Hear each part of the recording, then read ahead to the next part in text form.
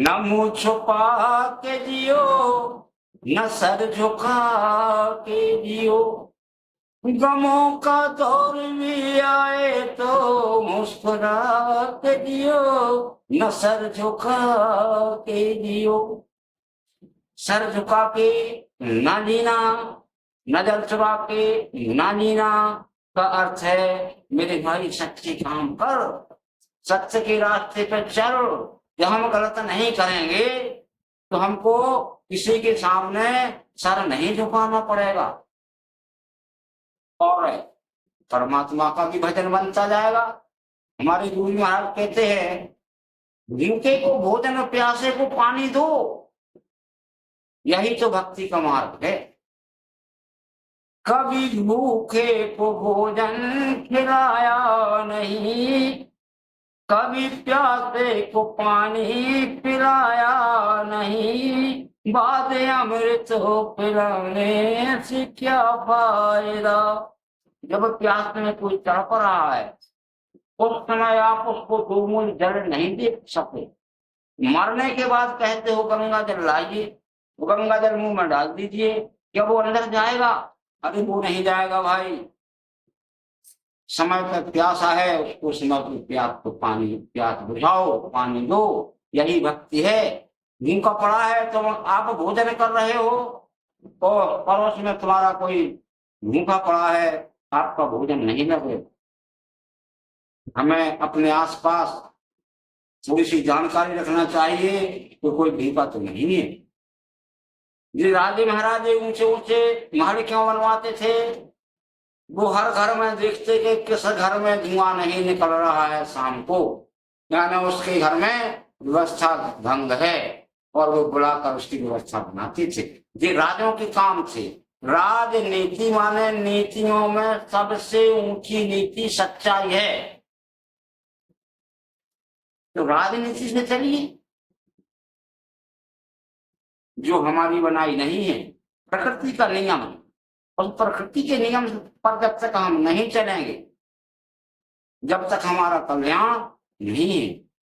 संसार में मानव जीवन सर्वश्रेष्ठ जीवन बताया है।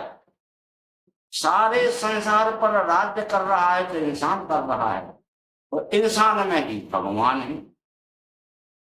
भाई मुझे तो आज तक नहीं मिला कोई अलग से भगवान भगवान कहता जमाना, देखा न जाना। मुझे तो कुछ सत्संग में सुनने को मिला है ऐसा कि भाई इंसान में ही भगवान है, नर सेवा ही नारायण की सेवा है। तो हमें एक दूसरे के काम आना चाहिए। मानव मानव के काम नहीं आया तो मानव नहीं है। किसी को दुखी देखकर हम हंसते हैं माने तो मानव में नहीं है, मानवता नहीं है। हमारे अंदर करुणा नहीं है, दया नहीं है, दूसरे के प्रति अच्छी भाव नहीं है, तो मानव नहीं है। अरे वो तो दानव में आ गए भाई। मानव को एक सामाजिक प्राणी और शुद्ध शाकाहारी प्राणी बनाया गया।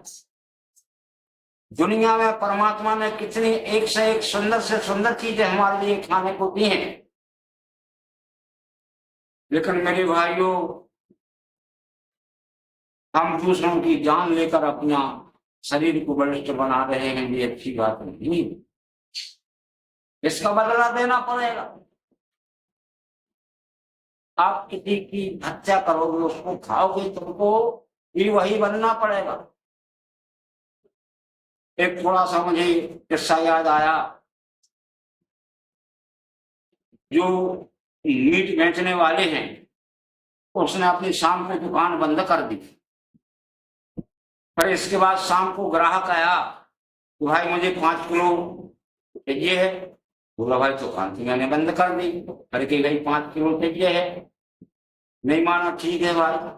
तो उसे खटीकरे काटने वाले ने दिमाग लगाया, इस बकरी का एक टांग काट ली जाए, 5 किलो हो जाएगा, बाकी बकरा सड़ेगा तो नहीं, मरेगा नहीं, सुबह फिर काट लेंगे। जब उसने उसकी टांग पकड़ी तो बकरा हंसने लगा। उसको हंसी आई। उसने पूछा भाई यार मैं तो तेरी टांग काटने को टांग पकड़ रहा हूँ, हंस रहा है यहाँ वाल। भाई क्यों हंस रहे हो? अरे हंस इसलिए रहा हूं भाई कि एक नया क्रम शुरू होने वाला है हमारे जीवन में। जब हम बकरा बनते हैं, आप हमारी गर्दन काटते हो, आप बकरा बनते हो, हम गर्दन काटते थे।